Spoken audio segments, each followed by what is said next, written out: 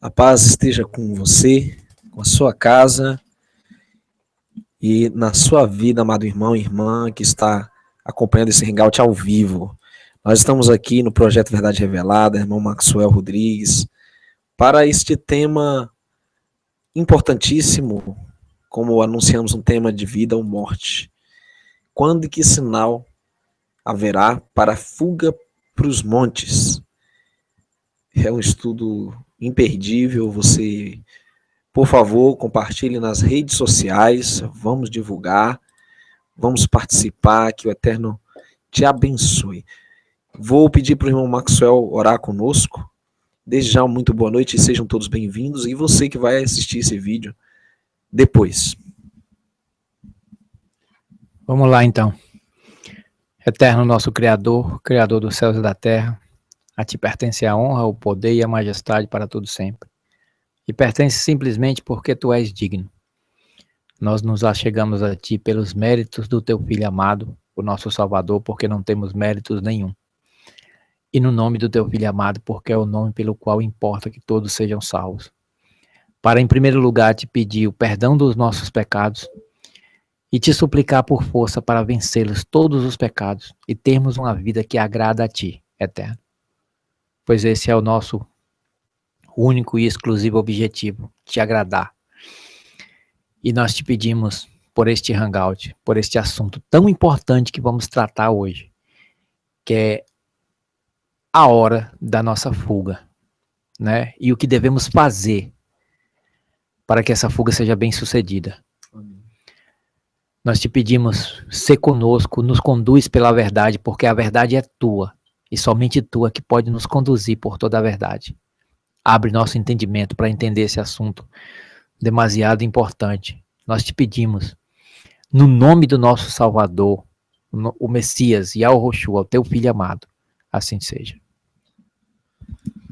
Assim seja, para você conectado mais uma vez, hoje examinando as profecias. Você deve saber que existem muitos vídeos pela internet falando sobre sobrevivencialismo, sobre fugir para o monte, especialmente no ano 2013, quando houve aquela renúncia, Maxwell, do Bento XVI, o Papa Emérito Bento XVI. Algumas pessoas até fizeram muito alarde em torno disso, né, de fugir para o monte e tal, e alguns escarneciam. O problema foi que foi feita uma relação entre a saída das cidades com uma coisa que não aconteceu, que acabou não acontecendo, né? Que foi a questão da ressurreição de João Paulo II, que foi a queda do cometa e tal, outras coisas. Mas tudo bem. Por isso que nós vamos hoje entender o que relacionaram a acontecimentos e não a palavra, foi isso? Exato, exato. E é por isso que hoje nós vamos fazer o que nesse estudo?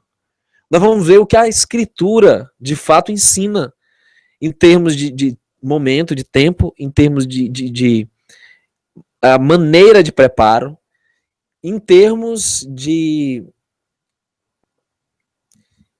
como isso deve ser realmente conduzido apropriadamente. E é muito importante que você, meu querido, compartilhe esse link, porque as pessoas precisam saber disso. É um assunto de vida ou morte, como falamos, porque implica na nossa salvação, sim, no nosso bem-estar físico, a nossa integridade física também, você vai ver.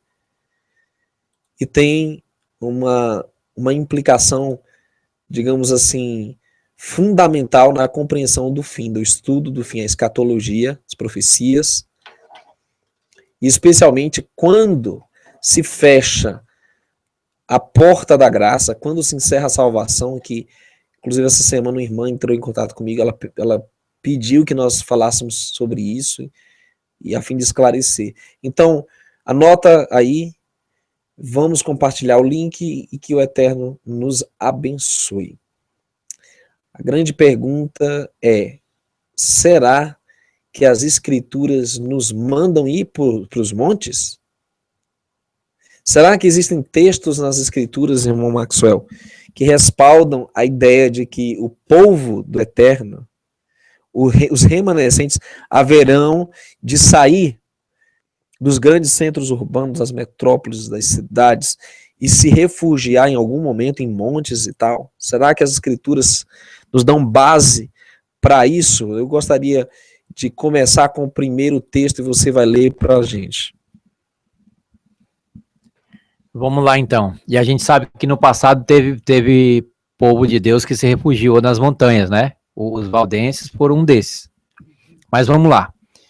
A gente vai ler Gênesis, capítulo 19, verso 17, que diz o seguinte: E aconteceu que, tirando-os fora, disse: Escapa-te por tua vida, não olhes para trás de ti, e não pares em toda esta campina.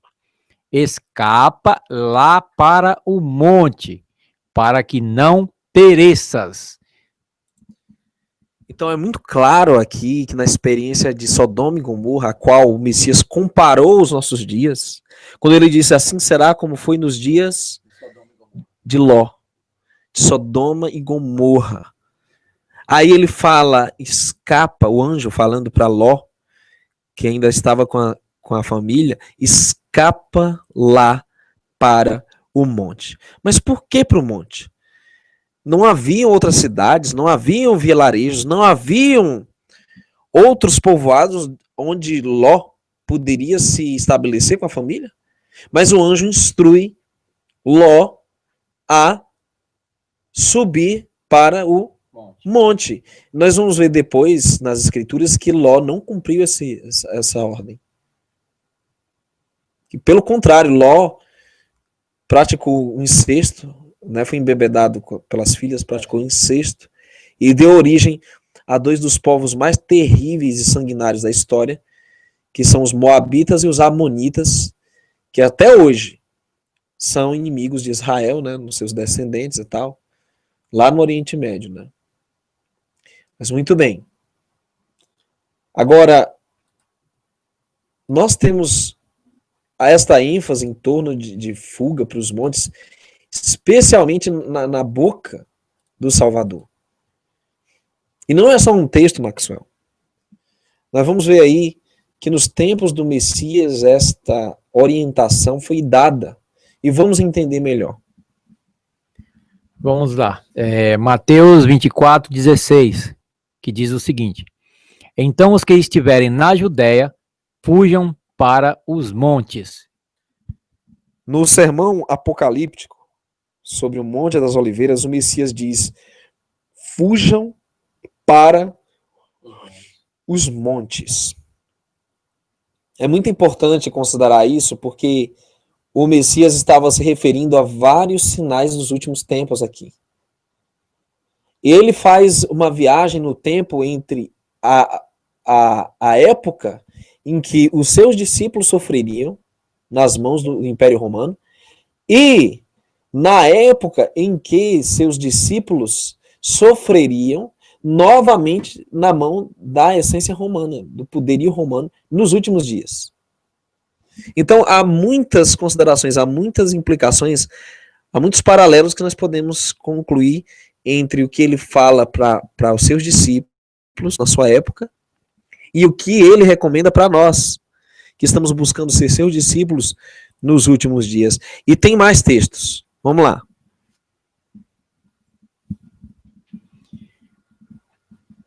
Lucas 21, 21 diz o seguinte: Então os que estiverem na Judéia fujam para os montes, os que estiverem no meio da cidade saiam, e os que nos campos e os que nos campos não entrem nela.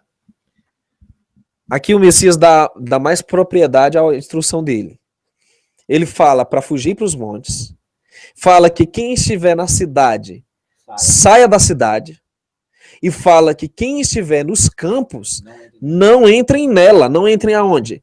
Na cidade.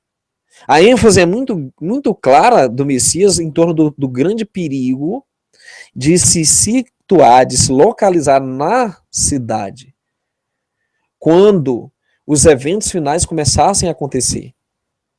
E, repito, eram eventos que seriam finais para o povo de Israel em Jerusalém, o povo da genealogia de Abraão, da descendência de Abraão, e para os discípulos no tempo do fim. Você tem uma dupla? É isso que eu ia falar. Seria uma profecia de duplo acontecimento, né? Exatamente. Você lembra que a gente estava conversando que seria não só para o povo naquele tempo, mas com um aviso para o povo vivendo nos últimos dias em função do que aconteceu com aquele povo. Com certeza. Então nós vamos ver aqui como foi colocado isso, muito claro. Vamos lá, mais um evangelho. Marcos 13:1, que diz o seguinte. 13:14. 14, né? Marcos 13:14. Diz o seguinte: ora, quando vós virdes a abominação da desolação, que foi predita por Daniel, o profeta, estar onde não deve estar, quem lê entenda. Então, os que estiverem na Judéia, fujam para os montes. A questão que nós propusemos no início dessa parte do Hangout foi: as escrituras nos mandam ir para os montes? Eu acho que a essa altura já deve estar muito claro para você e para mim, que sim. O Messias diz: fujam para os montes, para atentar para o que falava o profeta Daniel na sua profecia em relação à abominação da desolação. Nós vemos que essa abominação predita pelo profeta Daniel, ela tem a ver em que algo profano, algo espúrio, algo impuro está no lugar onde não deve estar. Isso aqui é um atentado contra o Altíssimo, isso aqui é um atentado contra a sua vontade.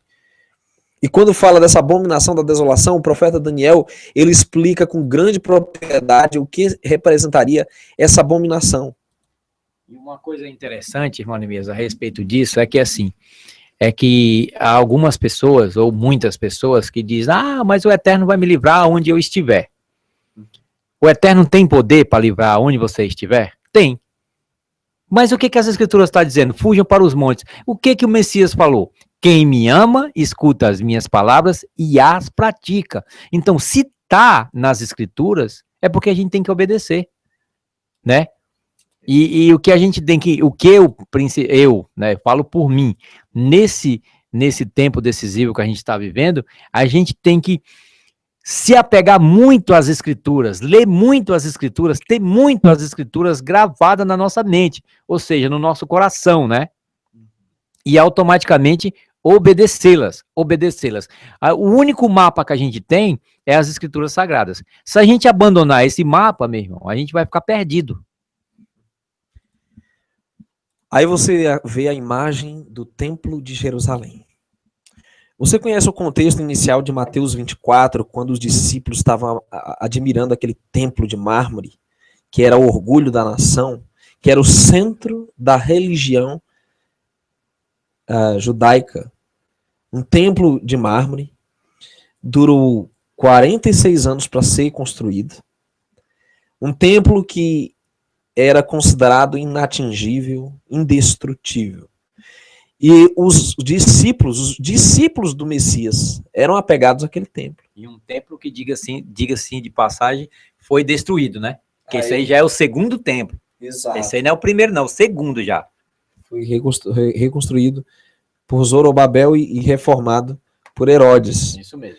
Agora, o Messias, vendo a atitude dos discípulos, tipo, já no final do ministério, eles estavam apegados à religião, Eles estavam apegados à forma de religião, ao formalismo, a uma liturgia. Eles estavam apegados a uma placa denominacional. Ele diz: mestre, olha que coisa linda lá atrás, ó. Lá atrás, ao fundo. Olha que coisa linda, mestre, esse templo. Que coisa maravilhosa, que orgulho, que coisa incrível é a nossa religião. E o Messias vai e imediatamente busca amenizar aquele fanatismo que eles tinham, que eles possuíam, avisando que não ficaria pedra sobre pedra que não fosse derrubado. E quando os discípulos ouvem falar que não ficaria pedra sobre pedra, eles entendiam que aquilo significaria o fim do mundo. Então, por isso, religião, né? O fim da religião, o fim da existência, do sentido, da razão deles existirem como povo. Por isso a pergunta foi feita da forma como foi feita. Porque eles imaginavam que quando o templo fosse destruído, seria já a volta do Messias. Vamos lá, Mateus 24, verso 3. É porque essa questão do templo aí, irmão Neemias, é um negócio terrível. Isso aí vem desde de Nimrod, né? Que eles disseram que seria o lugar mais seguro para guardar as riquezas e o local de adoração, né? Mas das escrituras, a gente vê que o Eterno nunca mandou construir templo. E que ele até disse que abençoaria, os ouvidos deles estariam naquele templo de Salomão e os olhos deles estariam atentos para a oração das pessoas que adentrassem aquele templo, mas tinha uma condição. E a gente sabe que Salomão não cumpriu essa condição, né? E a gente entende claramente através das escrituras, porque ela diz claramente que o local que o Eterno quer habitar é dentro de nós, é dentro do nosso coração. Mas vamos lá. Mateus 24, 3. E que sinal haverá da tua vinda e da consumação do século? Então a pergunta foi: qual o sinal da tua volta e do fim do mundo, né? Do fim de tudo? Porque eles atrelaram a destruição do templo ao fim do mundo, à volta do Messias, ok? Mas nós sabemos hoje que aquilo não foi o fim. E nós sabemos hoje que o fim ainda vem. Com certeza. Entende? Com certeza. E esse sinal, ele vale para nós, que estamos, como Paulo diz, cujo fim é chegado. Para o povo cujo fim é chegado. A destruição do templo, nós sabemos historicamente, ocorreu no ano 70, foi testemunhado por um historiador muito reconhecido pelos historiadores, por todos os especialistas no assunto, que foi Flávio Josefo, que testemunhou pessoalmente, ele estava lá, né, quando tudo aconteceu. Mas aí o Messias, no sermão profético, ele vai falar sobre o fim de todas as coisas. Ele cita sinais como guerras, fomes, pestes, terremotos e uma série de outras coisas. Mas nós sabemos que o Messias estava respondendo duas perguntas. Ele falava sobre o fim do templo, a destruição do templo, e sobre o fim do mundo. É isso que eu quero que você entenda. Sim. Ok? Então o Messias falava de sua vinda, porque a vinda dele foi mencionada pelos discípulos, e é aí onde nós entramos, porque o Messias ainda vai vir. Ok? Não aconteceu esse evento ainda, né? Todo mundo sabe. Não aconteceu, uma vinda gloriosa, audível, visível, uma vinda pessoal, ok? É importante salientar isso, porque há quem diga que ninguém vai ver, nem ouvir, nem participar, então a gente fica... rápido, secreto e nem haverá. E daí nós temos o princípio de que essa profecia só pode se cumprir perfeitamente na vinda, quando ocorrer a vinda do Messias. Então, por isso, ela é uma dupla aplicação para os nossos dias, onde o Messias enfatizou isso severamente, não só no Evangelho de Mateus, mas no Evangelho de Lucas e no Evangelho de Marcos. E vamos ver aí o que ele avisou em Mateus 24. Vamos lá. E assim, a gente vê também, falando do templo, irmão Neemias, claramente que o Eterno não habita e ele não mandou construir templos, até porque nesse cerco aí, Se realmente fosse uma coisa do agrado do Eterno e fosse uma coisa necessária, o Eterno poderia ter livrado o templo, então. Sim. Mesmo que o povo pecou, o povo pecou, tudo bem, então o povo vai pagar pelo pecado. Mas o templo, que é uma coisa necessária, ele vai permanecer. O Eterno não é poderoso para fazer isso, se ele quiser? E houve a destruição do templo justamente para que as pessoas entendam que o Eterno não está em casas feitas por mãos humanas e o Eterno não precisa de local para ser adorado. O Eterno, ele quer ser adorado em verdade e em espírito. Aonde você estiver, você tem que adorar o Eterno, com a sua atitude, com a sua vida. Isso. É isso que ele quer. Ele quer uma vida dedicada a ele, não momentos dedicados a ele. Que o templo, o que o templo faz? O templo tem momentos dedicados a ele, e quando tem. E tem detalhe, quando tem. Porque o que está acontecendo nesses templos aí não é momento dedicado ao Eterno, não. Né? Então, é isso. Mas vamos lá. Mateus 24:15, que diz o seguinte: quando, pois, virdes a abominação da desolação de que falou o profeta Daniel, no lugar santo, quem lê, entenda. Então, será que nós devemos buscar entender esse conceito de fuga para os montes? Porque o Messias diz que eu tenho que entender. E eu tenho que entender sobre a abominação desoladora, sobre os sinais, ok? Que é o tema que nós vamos tratar hoje aqui. Porque se não fosse importante, o Messias não tinha frisado quem lê, entenda. Isso foi enfatizado em Mateus, foi enfatizado em Marcos, foi enfatizado em todos os evangelhos. Quem lê, entenda. Então, se esse tema não fosse importante, se a fuga para os montes não fizesse parte da nossa experiência, entendeu?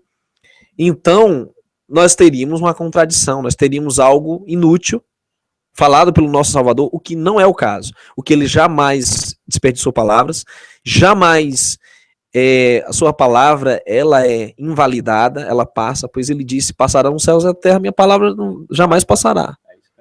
E aí você vê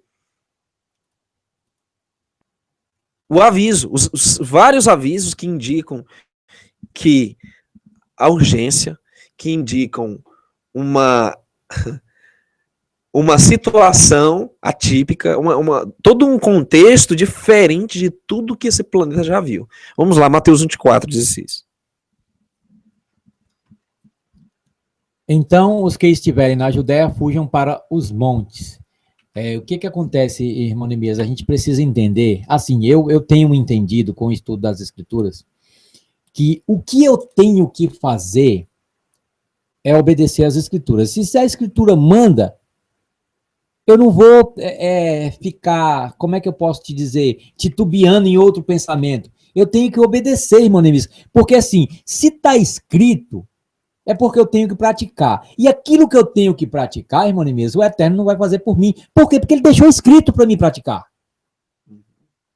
Se eu não pratico o que está escrito, então o que eu estou fazendo? Eu estou teimando com a ordem que vem do Eterno para mim. E que servo sou eu? Servo que fica teimando? Então, aí continua a orientação, a advertência. Já dizia o provérbio, quem avisa amigo é. E o nosso Salvador é nosso amigo, nós sabemos disso.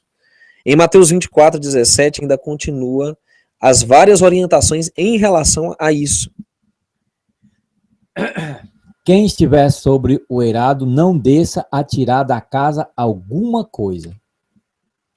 E quem estiver no campo, não volte atrás para buscar a sua capa. Isso é sério, hein, irmão Neemias? Bastante, porque o que indica? Que quando acontecer isso que foi previsto, não haverá mais tempo. Gente, nós temos que compreender que haverá um tempo, chegará o tempo, em que não haverá mais tempo. Entendeu? Não vai dar para pegar capa, não vai dar para voltar, não vai dar para tirar, descer e tirar alguma coisa. Esqueça comida, esqueça roupa, esqueça dinheiro, esqueça tudo. Tudo que você possui, esqueça. Você não... Por que o Messias deu aquela advertência tão tremenda em Lucas 13? Lembrai-vos da mulher de Ló, no contexto dos últimos dias, no contexto apocalíptico. Por que lembrai-vos da mulher de Ló? Porque muitos estão se apegando às coisas materiais. Muitos estão apegados à cidade. Tá entendendo?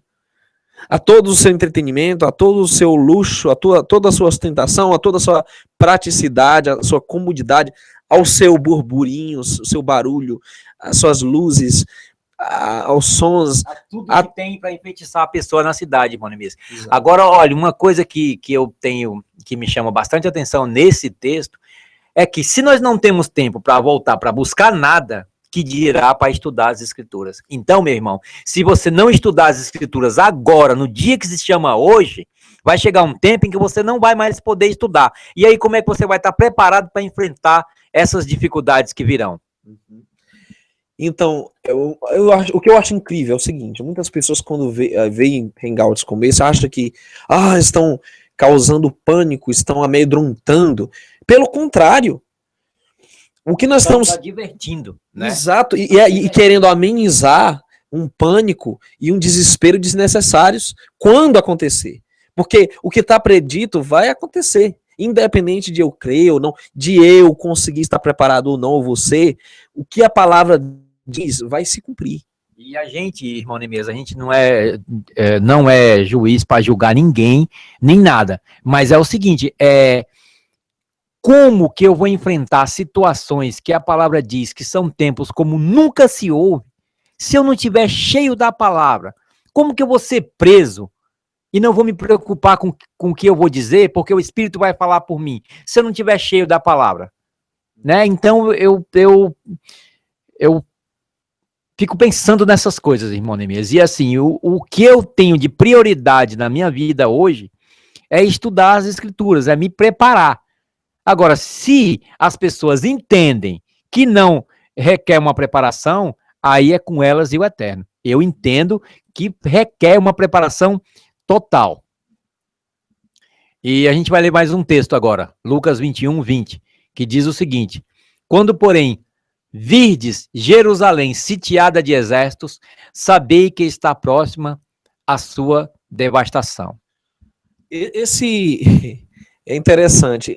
A palavra quando é um indicativo de tempo, ok? Quando me indica um determinado período em que eu preciso tomar uma atitude, eu preciso, até uma pessoa... que não é agora também, né? Isso, que não está acontecendo, então tem tempo, ainda tem um tempinho para se preparar. E interessante que tem pessoas aí que já estão perguntando, mas por que eu devo fugir? Sabe? Se nós fôssemos estudar o porquê, nós poderíamos começar traçando todo um histórico das cidades, por exemplo. Quem construiu a primeira cidade foi Caim. Aquele assassino que matou seu irmão, foi amaldiçoado, e então edificou a primeira cidade em homenagem a seu filho. Ler lá na Torre de Babel, o Eterno disse que era para se espalhar e povoar, não para construir cidade. Exato. Não para viver em aglomero. Quanto mais gente junto, mais pecado. Então a gente tem que entender, esse é um dos fatores pelo qual devemos fugir. Outro fator é o quê? Que a nova ordem mundial vai dominar tudo e vai impor regras na qual quem é servo do Eterno não vai poder praticá-las. E aí, como é que você vai fazer? Exatamente, é o que o texto que o Maxwell leu. Quando vocês virem Jerusalém sitiada ou cercada por exércitos, aí você vai saber que está próxima à sua devastação. Então, vamos lá, qual é o sinal? Porque esses dias são de vingança para se cumprir tudo o que está escrito. Ora, tudo o que está escrito iria acontecer, tudo mesmo, até o fim. Não era só em função de Jerusalém, a Palestina, é em função do mundo também. E eu tenho que deixar claro para você, queridos, que esse é um momento de juízo, vingança. E é interessante, o que é interessante em tudo isso? É que o nosso Salvador, ele avisou, não foi só aqui em Mateus 24, ele não avisou só nesse contexto. Ele falava, por exemplo, quando ele ia ser crucificado, ele disse: mulheres, vocês estão chorando por quê?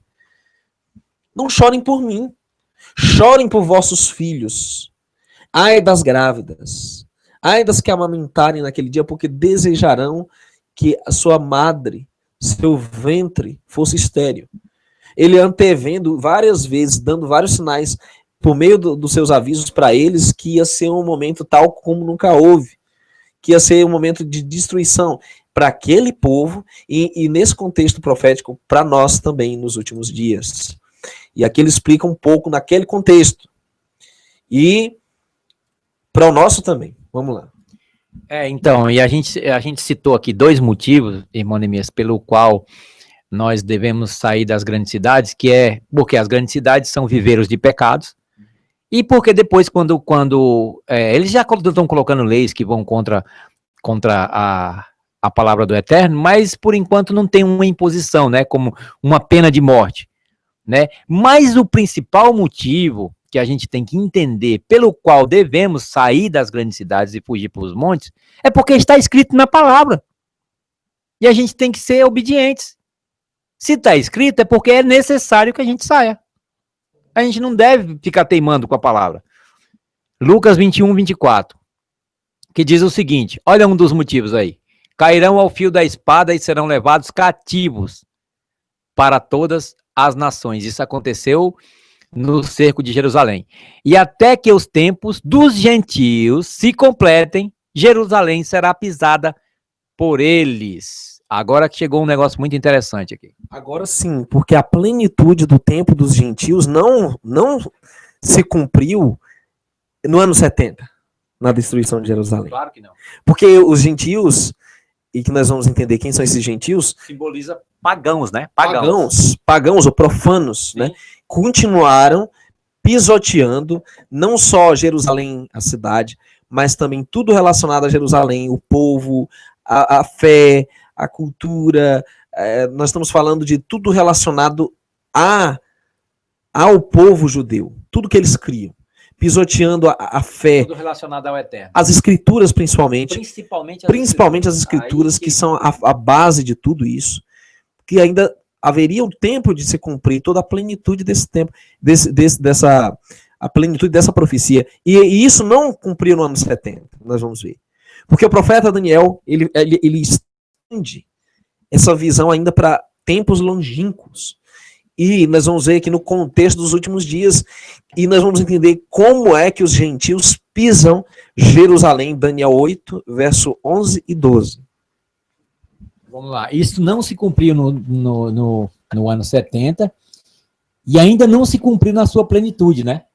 Ainda não se cumpriu, ainda vai se cumprir ainda. E a gente vai entender quando isso vai se cumprir. Que diz o seguinte, Daniel, capítulo 8, verso 11 e 12. E se engrandeceu até contra o príncipe do exército.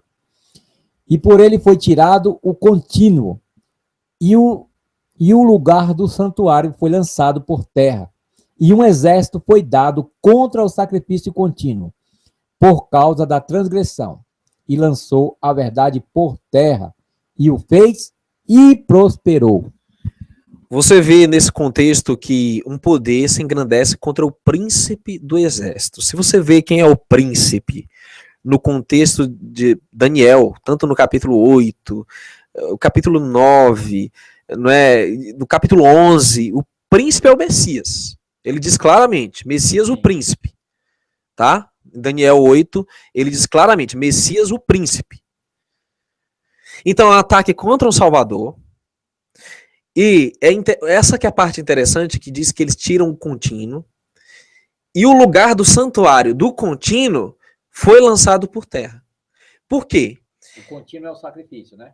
Isso, onde fala sacrifício contínuo, mas no original só tem contínuo, que eles suplementaram sacrifício, os escribas. Mas no original só tem contínuo. Porque a gente já sabia que tinha que sacrificar todos os dias. Então é o contínuo, né?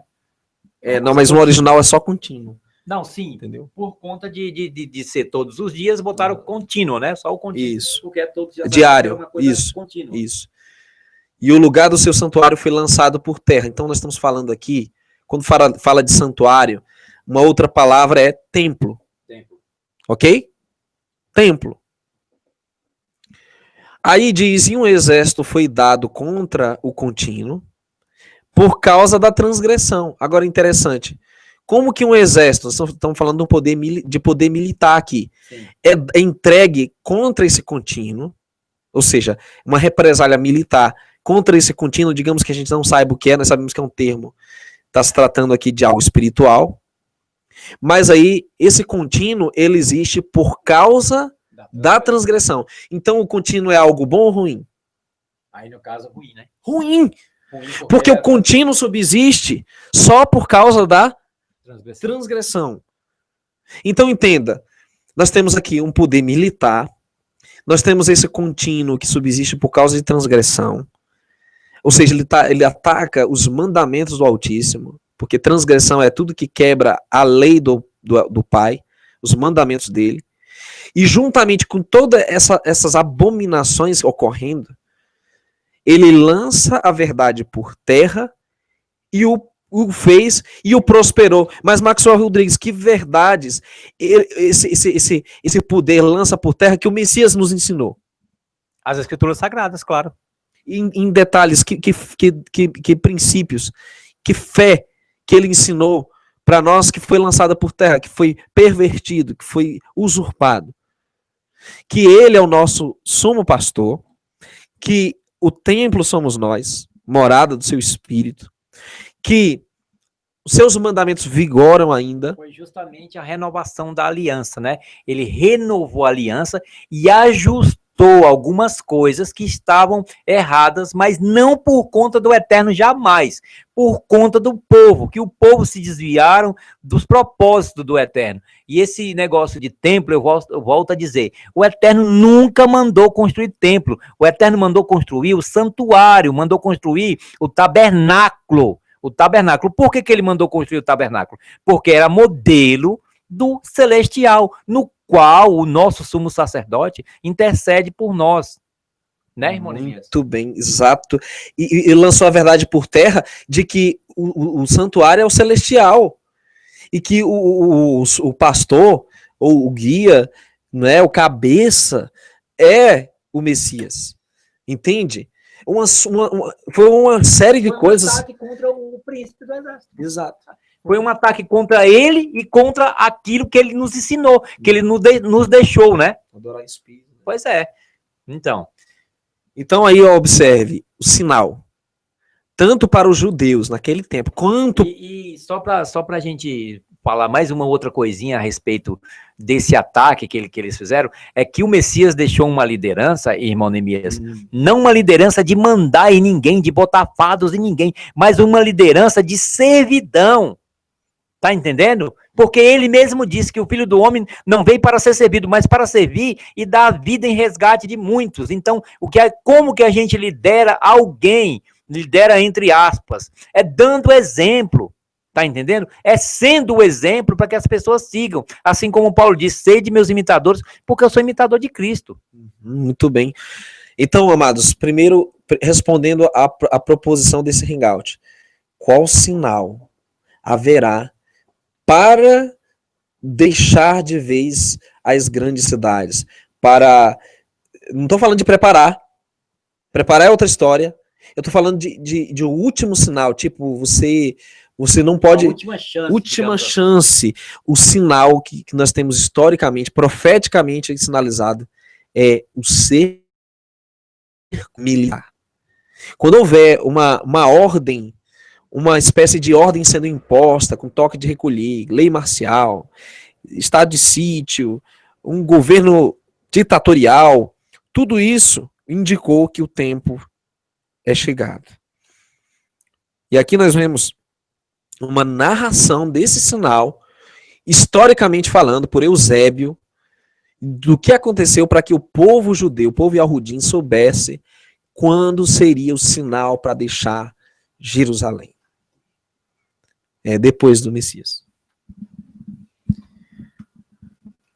No ano 66, depois do Messias, do nosso Salvador, aproximadamente 33 anos após Jesus, o Yahushua, o Messias, ter feito esta predição, os exércitos romanos, sob a direção de Sestius, vieram para acabar com uma rebelião que surgia em Jerusalém. Eles cercaram a cidade, mas foram enfrentados pelos judeus e, finalmente, os exércitos romanos se retiraram, sentindo que não tinham o poderio necessário para tomar a cidade. Então, imagina que você mora em Jerusalém. No ano 67, Sestio vem com toda a cavalaria romana, com todas as legiões, ele se aglomera nos limites de Jerusalém, da cidade, ele pisa em Terra Santa, eles fixam o estandarte solar romano em Terra Santa, e aí... É a abominação, né? E aí o que eles ameaçam? Eles ameaçam invadir a cidade.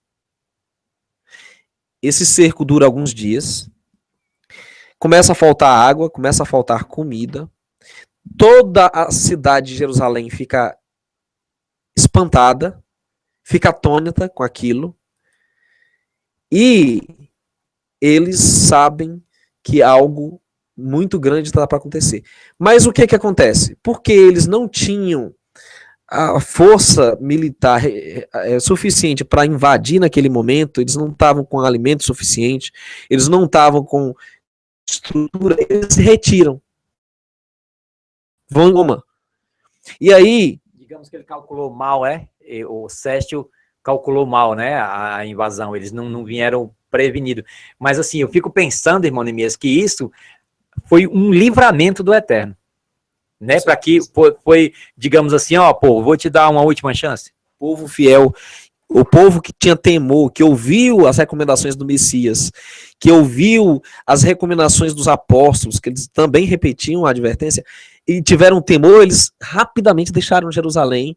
Eles tiveram, na verdade, 3 anos de tolerância quase para abandonar Jerusalém antes do fim, antes da destruição. E o que... 3 anos quase, o que seria... Coincide também com agora o final, né? com o ano do tempo que a nova ordem mundial foi estabelecida. Coincide exatamente quando você ouvir falar de um exército mundial, de uma moeda mundial, quando você ouvir falar de uma religião mundial, meu amigo, corra e corra, porque é chegada a hora e que você não pode não ter outra chance de que você vai viver num estado de monitoramento, 24 horas de câmeras, de drones, de controle total na internet, na telefonia, no celular, em todos os dispositivos de eletrônicos, que chegou um momento em que você vai estar vivendo sob um governo mundial. Neemias, é assim, um detalhe. No cerco de Jerusalém, eles puderam esperar, né? Pela abominação da desolação, que a gente sabe que foi quando foi posto o estandarte do exército romano, com o símbolozinho lá do sol. Só que agora, para o nosso tempo, tem uma diferençazinha, né? A gente não precisa, não deve esperar por que esse estandarte a gente pode dizer que é a nova ordem mundial. A gente tem que sair logo, agora. Por quê? Porque requer um preparo. Como que você vai sair de uma hora para outra e você vai para onde? E você vai plantar sem saber, e você vai colher sem ter plantado. E você vai sobreviver de que jeito? Então requer uma preparação, sim. Ninguém se engane, requer uma preparação, e eu digo mais, essa preparação já deveria estar sendo feita há muito tempo. Certamente, irmão. A nova ordem mundial já está emergindo, e o caos já está sendo implantado, e os 10 reis de Apocalipse 17 já estão em desenvolvimento. Nós conhecemos a União Europeia, que é... Digamos que nos finalmente, né? Nos finalmente. A União Europeia é emblemática, o Unasul, a União Norte-Americana, entende? A União de Comércio Africano, Oceania, Pacífico, Ásia, né? Ou seja, tudo está sendo preparado, o palco já está sendo montado. E o povo está debochando, está dormindo, está indiferente. É novamente o princípio do sapo em água morna. Água morna, tranquilo, para receber o governo do anticristo. Porque Apocalipse diz claramente que esses 10 reis não receberão reino, mas entregarão seu poder e autoridade à besta. Ou seja, eles vão assumir inicialmente um governo mundial,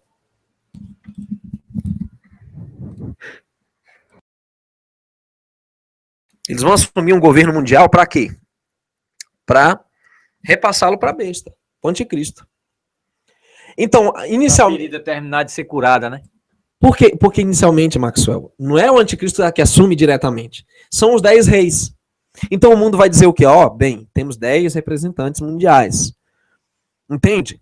E muita gente esquece desse detalhe. E já quer o quê? Quer espera sinal de meteoro, quer ver o Papa subir do caixão, quer ver um tsunami, o povo quer ver o terceiro templo em Jerusalém, o povo quer ver uma série de sinais que não condizem com a descrição profética. Tem que haver, e muita gente também fala de decreto dominical, só que nada disso vai acontecer sem que primeiro os 10 reis entreguem todo o seu poder e autoridade ao anticristo. Isso não vai acontecer. E isso também não vai... O decreto dominical é a marca da besta, né? Exatamente. Aí é depois. É só quando ele tiver com todo o seu poder nas mãos que ele vai decretar a sua marca. Lógico, como que vai fazer um decreto sem ter poder? Como que vai... Entende? Como que vai determinar que todos recebam a marca se não tem governo mundial? Se não tem ordem econômica? Se não tem... Religião, única religião, sim, que todo mundo siga essa marca. Se não tem dispositivos de controle, como chips, drones, uma série de dispositivos que precisam existir. Então, é interessante que o sinal fatal, eu digo fatal, porque o Apocalipse diz que haverão muitos mártires, Maxwell. Nós temos que falar a verdade para os irmãos que estão ouvindo.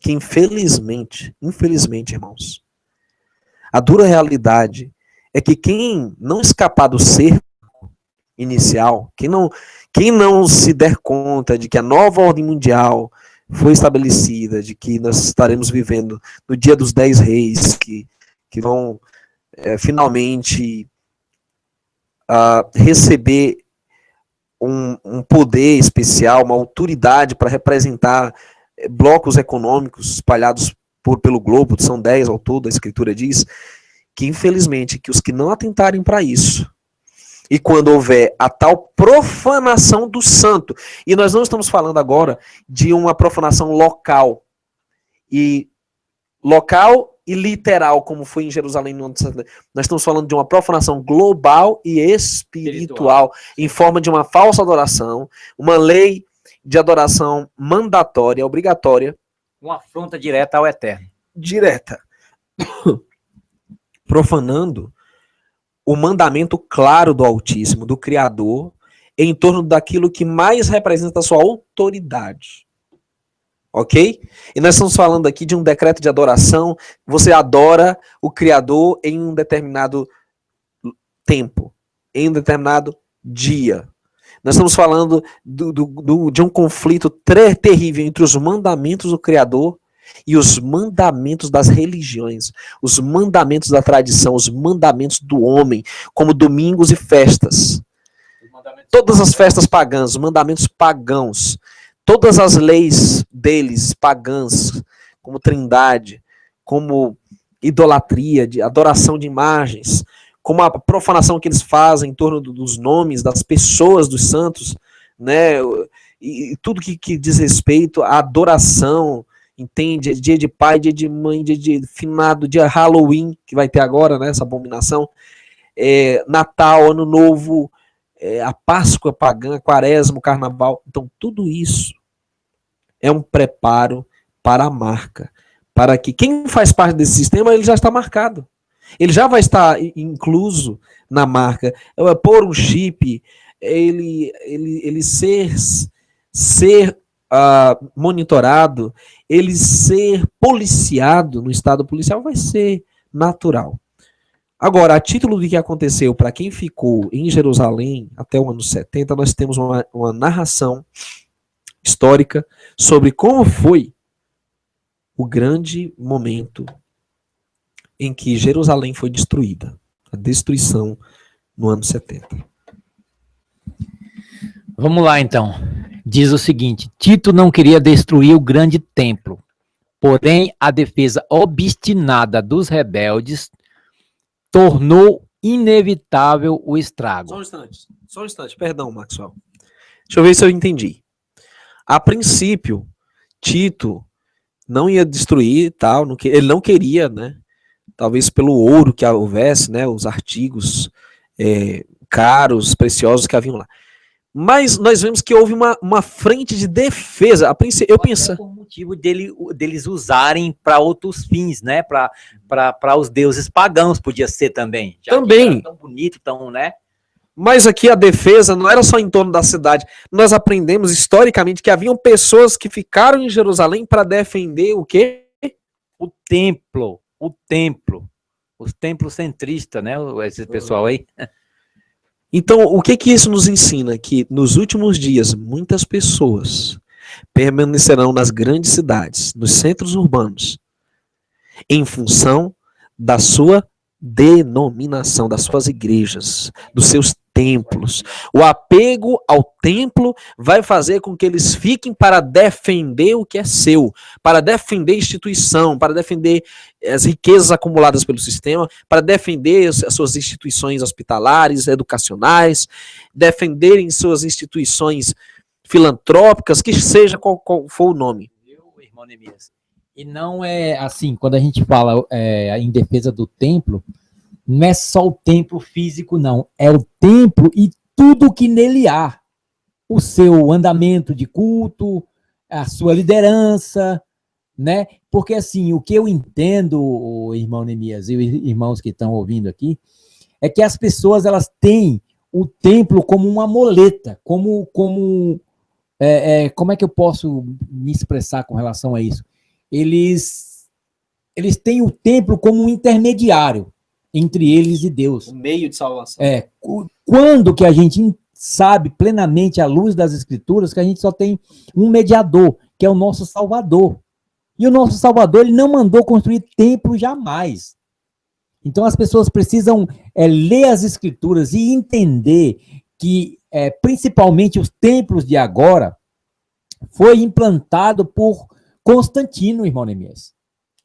Porque o povo do templo, o povo que seguia o Messias no tempo de Constantino, era um povo perseguido, era um povo massacrado, era um povo que morria nas arenas, um povo que morria comido por leões, um povo que morria em tonéis de óleo quente, que eram feitas tochas humanas desse povo. Esse povo não tinha nem como ter templo, porque eles eram um povo que vivia em constante fuga, né? E aí o Constantino, numa jogada muito satânica, trouxe o povo, né, para o paganismo, ou seja, paganizou os cristãos. Eu achei interessante um comentário da irmã Noemes, que ela disse que nós já estamos sendo cercados. E eu vou concordar com ela. Nova ordem mundial já está aí. Ó, lei de casamento homoafetivo, lei de tortura, lei de aborto, legalização da prostituição, que já são contra, nós estamos sendo cercados já, por todo lado. Lei que... cerco brando, né? Brando, exatamente. Não é imposto com quem infringir morrerá. Uhum. Vamos lá, os defensores do templo. E aí vamos continuar. Seguiu-se um período de intenso combate, no qual os judeus puderam fazer rápidos ataques contra o acampamento romano. Alguns deles foram muito bem sucedidos, porém a maioria foi repelida. Eu quero fazer apenas um pequeno comentário aqui sobre esses ataques dos judeus. O que o Salvador tinha dito? O Salvador disse que quando fosse cercado era para sair. Então, aqui está dizendo que eles tiveram alguns ataques bem sucedidos.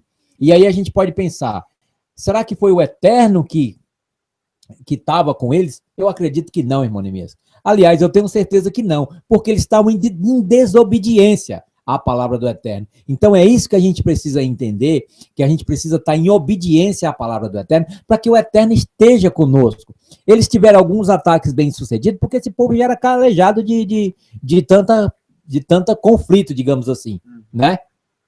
Então é isso. E continuando... Enquanto isso... alguns deles...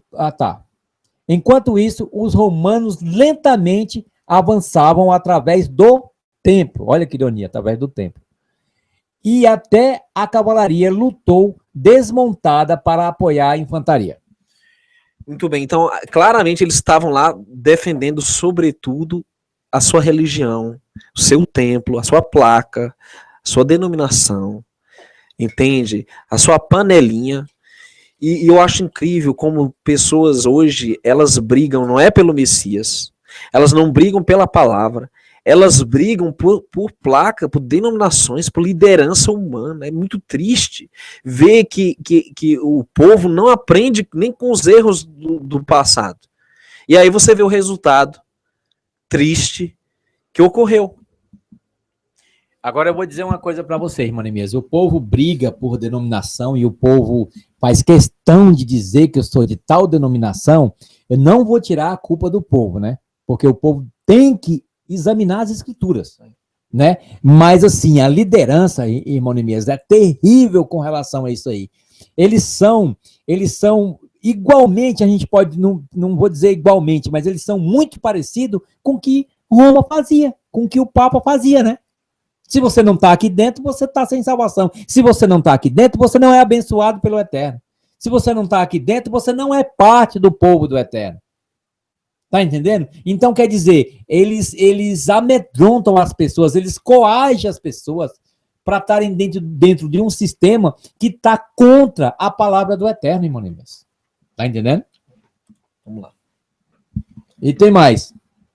Finalmente, os rebeldes defendiam apenas o pátio interno. Pátio interno da onde, hein? Do templo, né? Templo. Pois é. Mas este também acabou inválido. Invadido. Invadido. Em algum ponto do renhido combate, o templo começou a incendiar-se. Partes dele já tinham sido queimadas, mas, dessa vez, a conflagração foi geral. Alguns esforços foram feitos para combater o fogo. Porém, logo que conseguiram expulsar os rebeldes, os vitoriosos estavam mais interessados em pilhagem que em defesa civil. Um grande número de civis também foi morto na invasão final do templo. Você vê, amado, que a questão é que o povo apegado à religião, ao templo, nem percebeu que ia morrer em vão. Porque eles acreditavam que aquilo era a salvação deles. A igreja salva, como dizem os líderes hoje. Olha, irmão, se você sair da igreja, você está perdido. Irmão, eles usam distorcidamente o texto. Olha, não abandoneis a congregação, que é a nossa religião. Mas o que nós vemos claramente é que custou a vida deles, custou a salvação deles, renegar o Messias e se apegar ao templo como um meio de salvação. Agora eu quero dizer só uma coisa, irmão Neemias, a respeito daquele templo.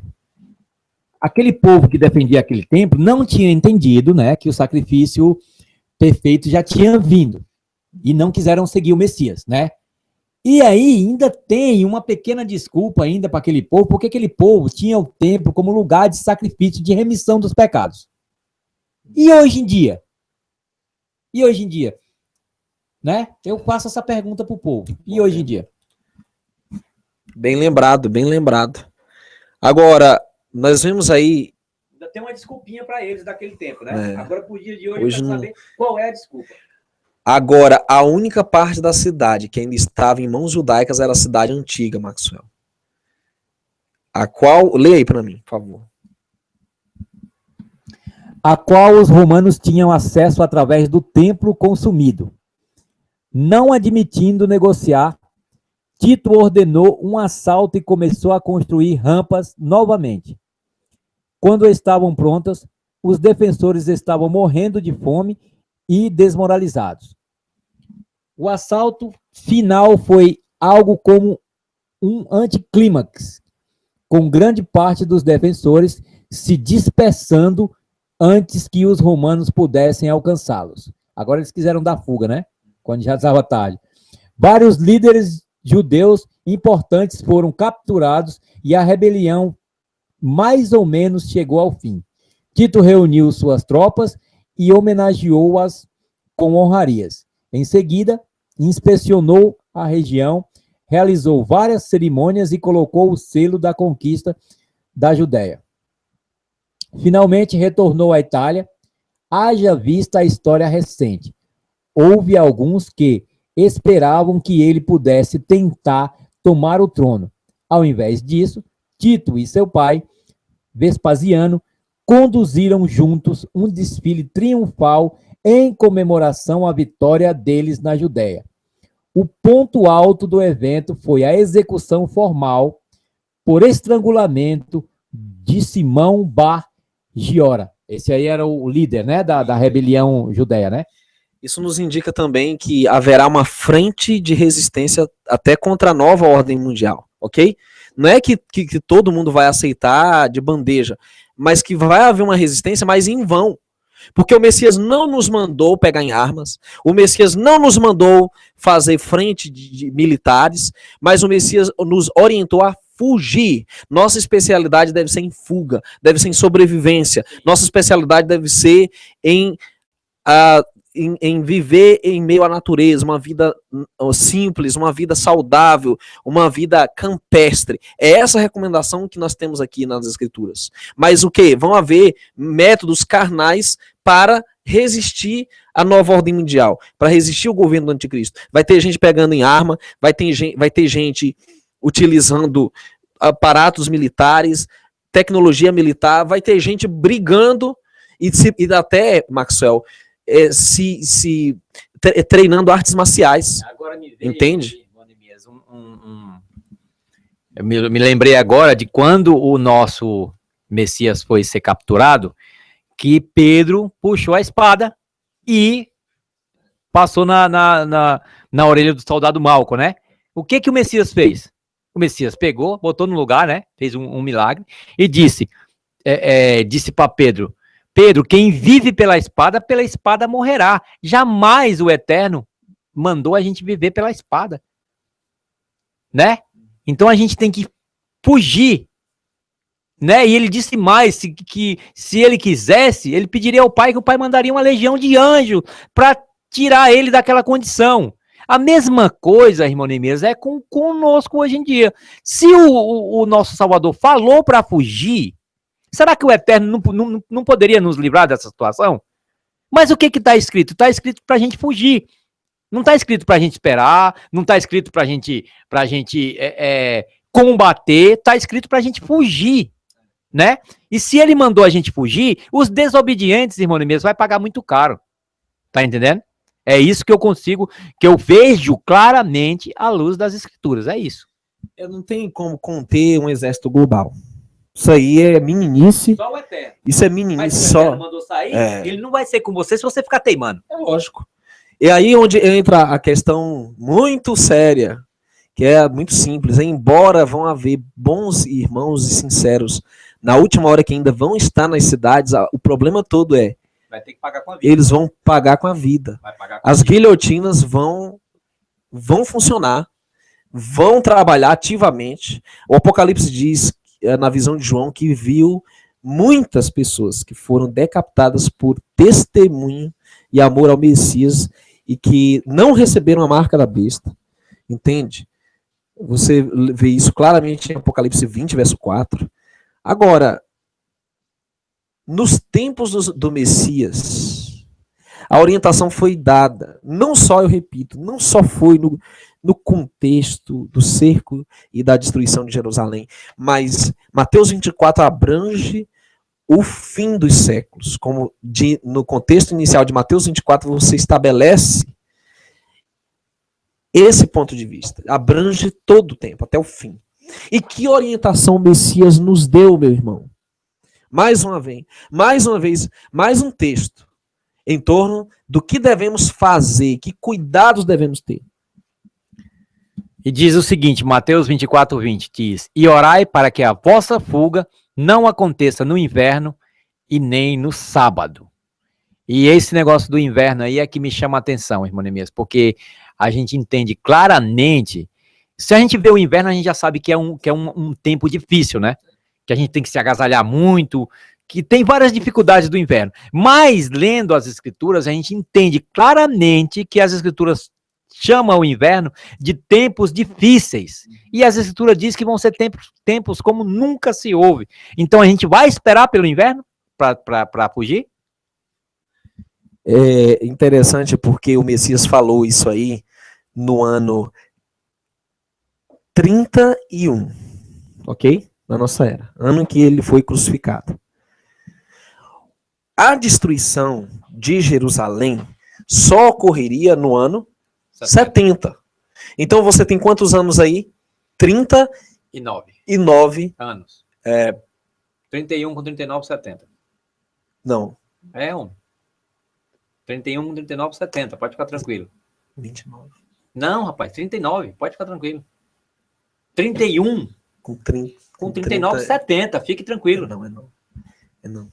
É com 29 mesmo. 31 com 29 dá 60, meu querido. Eu tenho certeza absoluta. Então é isso. Seriam 30 e tantos anos. 35 com 35, 70, irmão. Tá correto. Então seriam 30, correto. Agora falhou a matemática. Então seriam 39 anos depois da ressurreição dele. Ok? Ou seja, o que isso quer dizer, irmão? Que na verdade, o Messias falava de ter cuidado em relação ao Shabat, ao quarto mandamento, 39 anos depois da sua ressurreição, ok? Validando assim a importância da observância do descanso sabático e da santidade, dos 10 mandamentos, de todos os mandamentos, entendeu? Demonstrando assim mais uma vez que ele não aboliu o sábado, não aboliu a Torá, não aboliu os mandamentos, ok?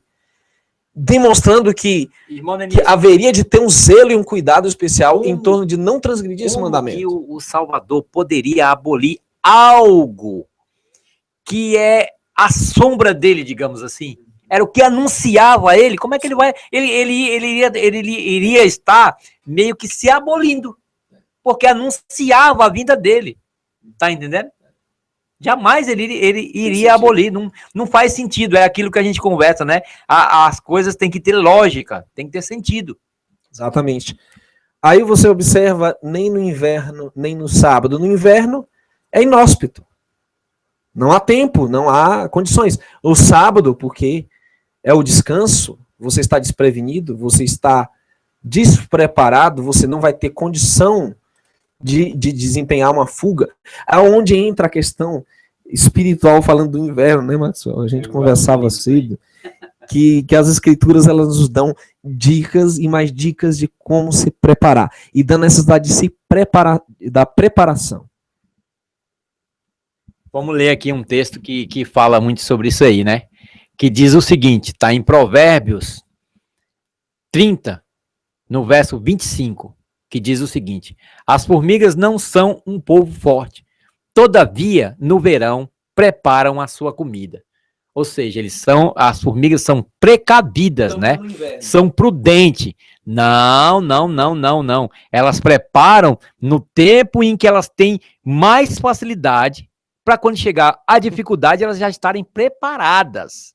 Então não pode ser preparado depois, é isso? Não há tempo. No nosso caso, não há tempo para se preparar. A gente tem que se preparar agora, enquanto as leis ainda não são leis que quem infringir morre, né? E diz mais, ó, vai ter com a formiga, ó preguiçoso, olha para os seus caminhos e ser sábio. Então quer dizer que a formiga é sábia, né?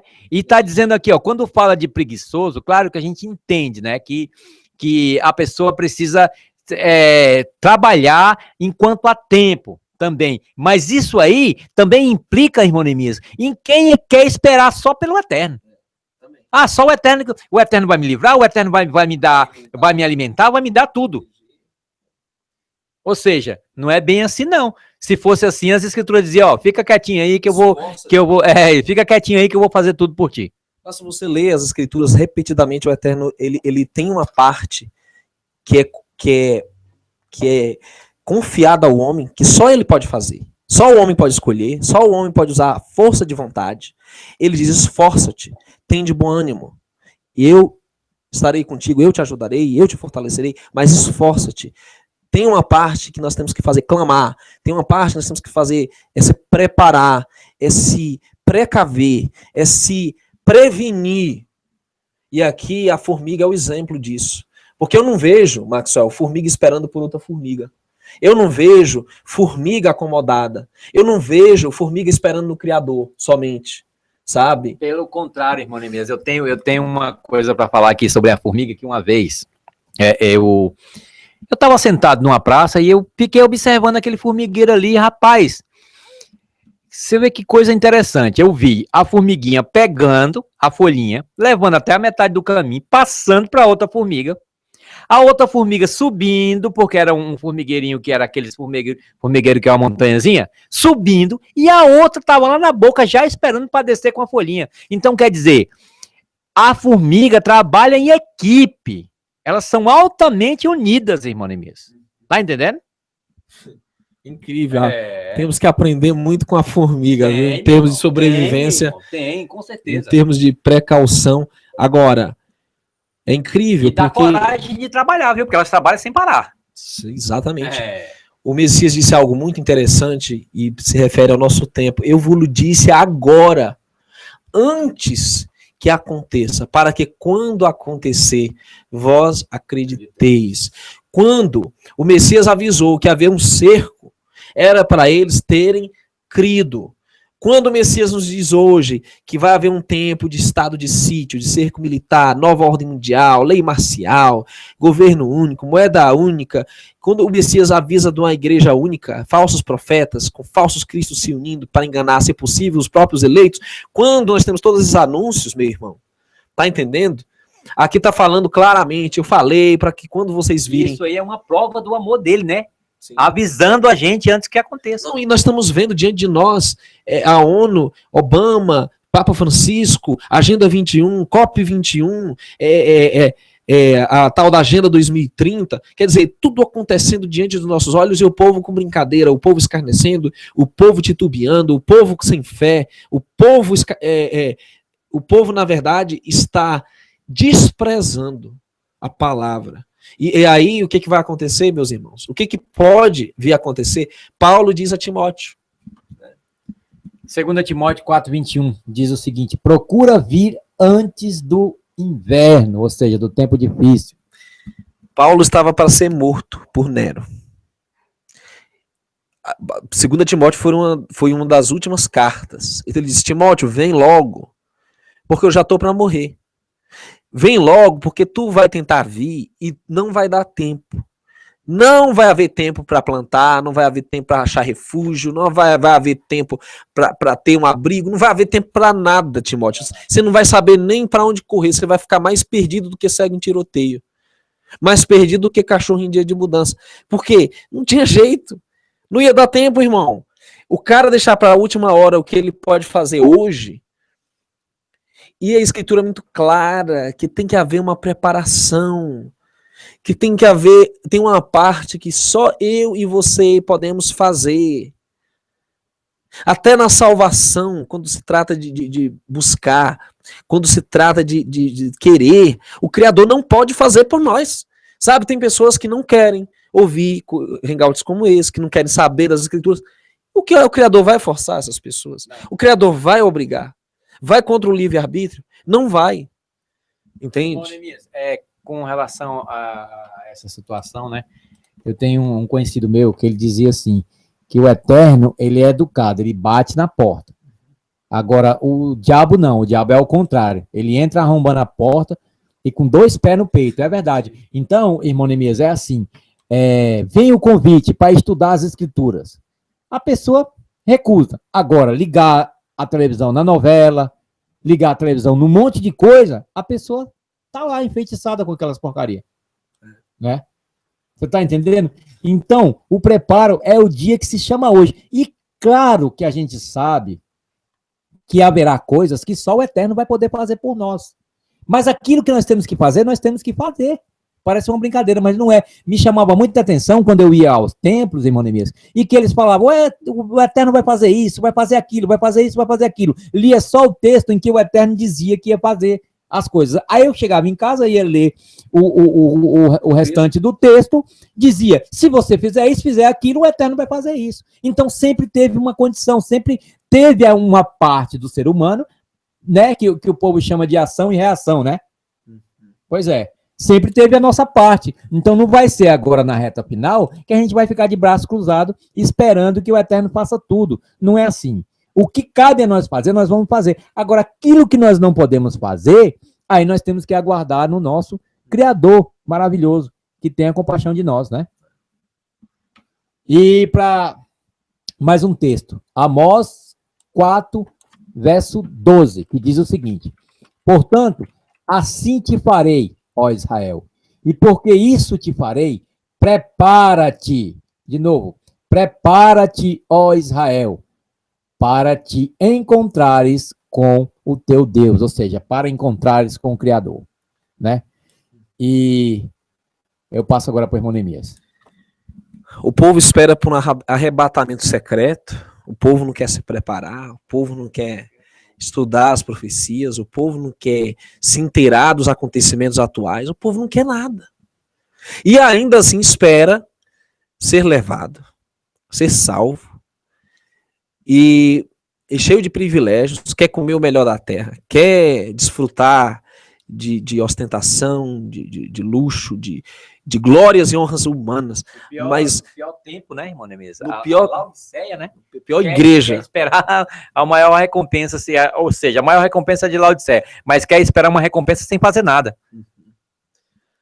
Aí eu pergunto, meu amado, diante de tudo que você viu aqui historicamente, profeticamente, de tudo que você está vendo, né, acontecer, a guerra urbana, a poluição, esse cerco das leis injustas, da nova ordem mundial, de depravação, de perversão da verdade, da moral, você não acha que não é tempo de nós procurarmos localização estratégica, de nós nos inteirarmos, olha, bem, onde geograficamente na minha região é melhor, onde é montanhoso, onde tem água, onde tem solo fértil. Não é o momento de você se inteirar. E ora também, porque assim, eu sei que não é fácil para as pessoas saírem da cidade, né, e arrumar um local. É hora também das pessoas se unirem no mesmo propósito, isso, né? Porque assim, a convivência entre muitas pessoas não é fácil. Então a gente precisa entender, né, ver quem realmente quer, quem está no propósito, quem entendeu que precisa sair, se unir e arrumar um local, né? Esse povo, digamos, unir também o financeiro e proporcionar isso para que todo mundo possa ter esse lugar de refúgio. É a igreja de Atos dos Apóstolos. Tem que voltar aquilo, não tem outra saída senão ser tudo comum a todos, existir aquele espírito de compartilhar, de servir, entendeu? De amar, sabe? Não tem outra saída. A sobrevivência nossa vai depender disso. Tipo, irmão Neemias, agora eu vou fazer até uma brincadeira, viu? A gente tem que desapegar dos bens materiais e investir coisas do eterno. É igual aquela propaganda da OLX. Desapega. Você sabe que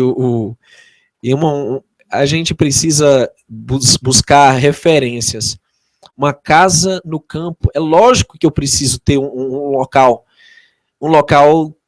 para habitar, pelo menos por um tempo, em que o Criador nos preservar, nos permitir, porque existem condições que demandam, né? Existem pessoas que demandam certas condições de moradia, uma criança, um recém-nascido, uma criança pequena de colo, idosos, mulheres, pessoas doentes, pessoas com deficiências físicas. É lógico que você requer condições, no mínimo, à altura de se habitar, de se morar. Então, uma casa no campo é essencial. Quando você tiver uma propriedade sua, quando você tiver condições favoráveis para habitar, você vai ter, com certeza, uma perspectiva melhor de sobrevivência. É lógico que você vai durar mais as condições adversas que vão haver. Entende? E isso é fundamental. Isso é importante considerar. Isso é parte da preparação. O tema não é como se preparar. Eu acho que cabe agora a você agora fazer sua parte e pesquisar também. Entende, Maxwell? Nós estamos fazendo a nossa, nós já estamos de mudança. Nós não estamos aqui sendo hipócritas nesse hangout. O Projeto Verdade Revelada já está de mudança pela benevolência e a permissão do Eterno. Logo, nós estamos saindo praticamente e já estamos adiantados nesse processo. E nós estamos falando isso por quê? Porque nós queremos dizer que nós estamos buscando fazer a vontade do Pai. Não é só balela, não é só conversa fiada, porque nós estamos falando do que nós estamos vivendo também. Ok? E deixa eu te falar só uma coisa a respeito disso aí, Monimes. E como você muito bem falou, a gente ainda não está no local porque requer um processo para chegar nesse local. Né? Então, a gente está cumprindo etapas para chegar nesse local. Então, assim, as pessoas precisam se agilizar o quanto antes, porque requer etapas para chegar, né, irmão Nemias? É por isso a urgência de que as pessoas já comecem a pesquisar, já comecem a buscar isso, para poder que isso se concretize o mais rápido possível. Exatamente. Agricultura de subsistência, isso é um aspecto fundamental. Nós temos que comer do que nós plantarmos. Nós não podemos depender do sistema para nada. Nem para vestir, nem para se equipar. Nós já temos que estar experimentando uma vida totalmente que a gente chama out of the grip, fora da rede. Autossustentável, independente do sistema. Nós não podemos depender da marca deles para se alimentar. Nós não podemos depender da moeda única deles. Nós não podemos depender da religião deles. Nós não podemos depender do governo deles para nada. Nós temos que buscar autossubsistência. E isso é um princípio celestial, meu irmão. Do suor do teu rosto, comerás. A Escritura diz. Nós não podemos... Sim, irmão. Tá. E com relação à alimentação, irmão Nemias, a gente já era para estar comendo da nossa plantação há muito tempo, porque a gente sabe o quão ruim está a alimentação. Mesmo que você procure comer legumes, verduras, hortaliças, comer só coisas naturais, só coisas que, entre aspas, seriam saudáveis, a gente sabe que está tudo contaminado com agrotóxico, com pesticida, né? Então, a questão da alimentação, ela vai além digamos, do refúgio, né? Pois é, e a gente vê o exemplo de alimentação que a gente tem que ter com Daniel, né? Você sabe que uma coisa importante é não deixar de amar o próximo. A questão do sobrevivencialismo, a questão de sair das cidades não é uma questão egoísta. Porque se ela for egoísta, é sinal de que o Eterno não está contigo, meu amado. Não adianta ter tudo estocado, ter abrigo se você não vai compartilhar. Você vai sofrer das pragas da mesma forma que os ímpios. Da mesma forma. A diferença está em amar o Criador, amar o próximo. E dar advertência nas cidades é parte do amor ao próximo. Eu não posso, por exemplo... da palavra. E claro, é um mandamento. Eu não posso pensar na cidade como o meu playground.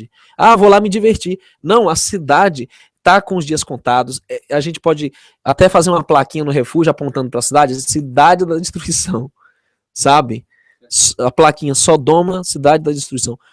Nosso único objetivo de ir à cidade é de dar advertência, é de dar o aviso. É de tirar pessoas desse lugar que vai ser destruído. Exatamente. Dar advertência nas cidades é parte desse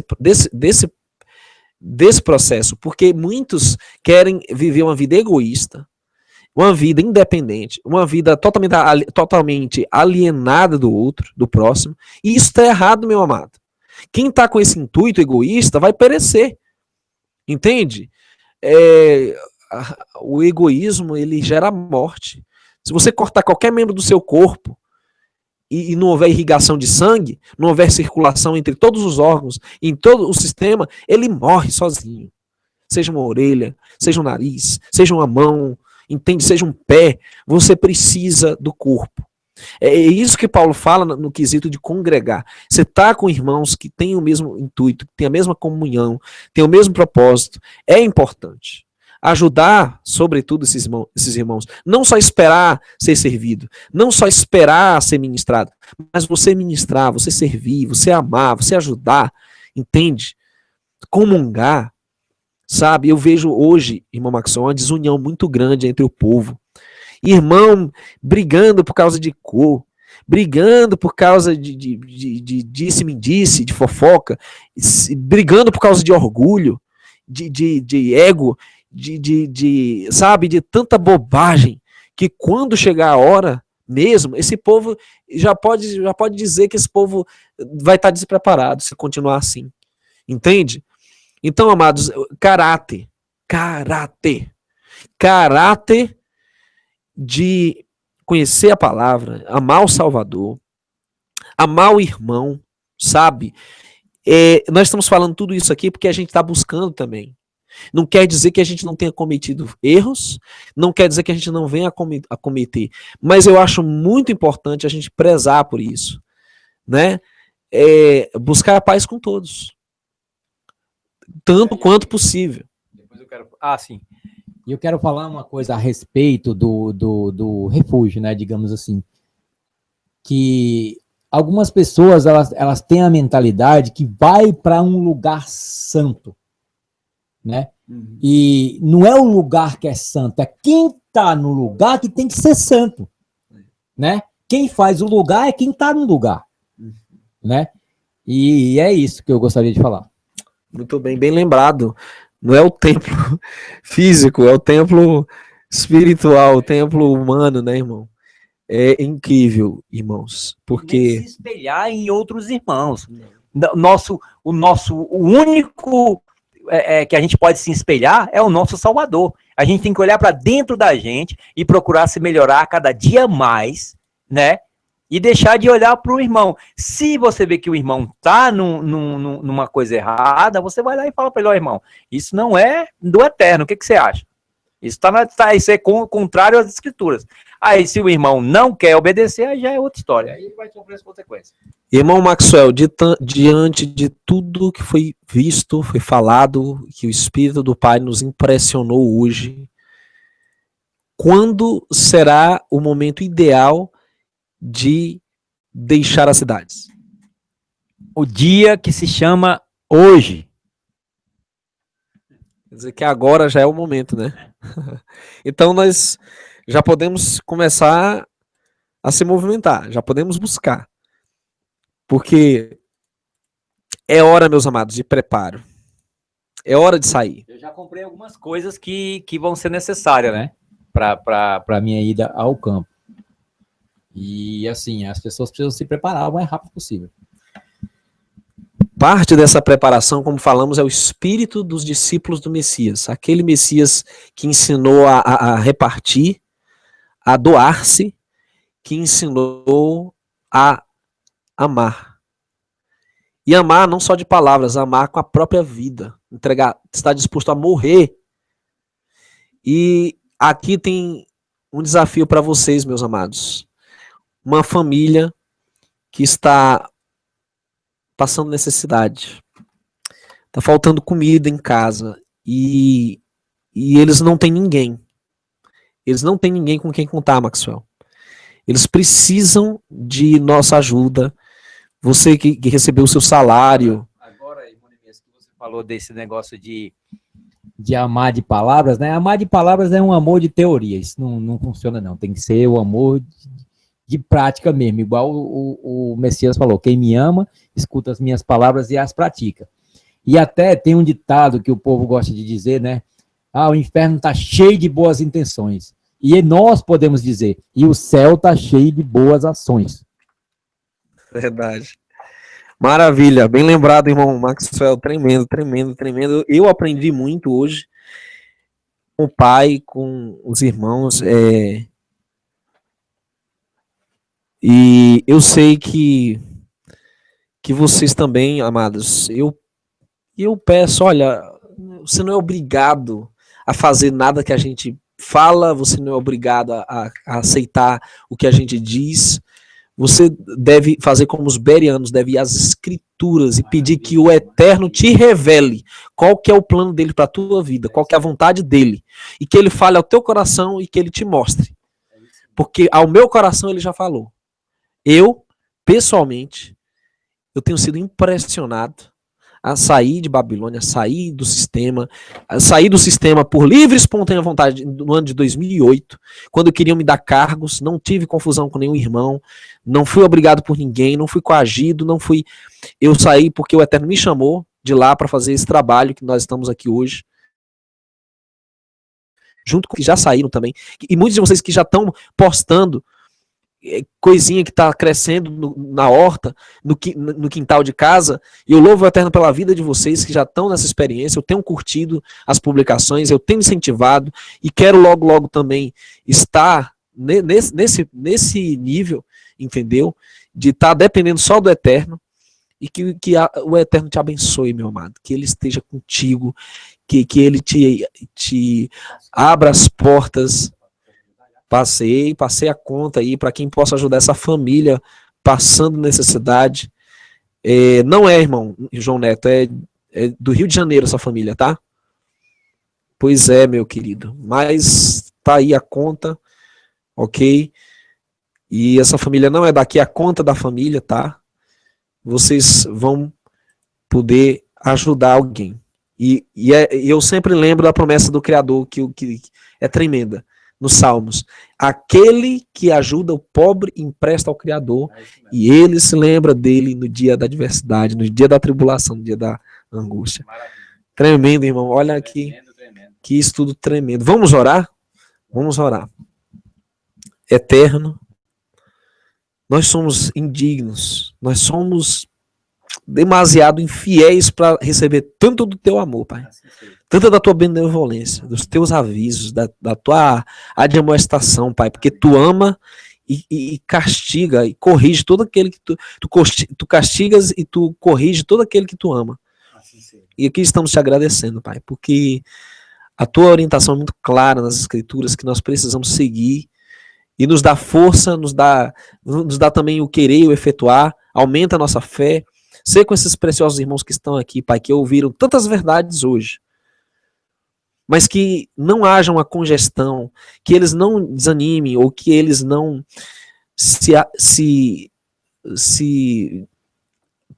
desviem do teu propósito, mas que cada vez mais haja compreensão, empenho e dedicação nesse caminho. Pedimos o perdão dos nossos pecados, a tua misericórdia, e nos ajude a ser remanescente, nos ajude a ajudar outros também, e em nome do nosso Messias, o Salvador, bendito seja ele para todos sempre, te agradecemos. Amém. Um abraço, amados, até amanhã, 20 horas, um hangout informativo sobre esse pacto transpacífico que foi feito, 12 nações se unindo em prol da economia mundial. Vale a pena amanhã conferir e outras notícias mais incríveis do nosso tempo. Um abraço, que a paz do nosso Eterno esteja contigo.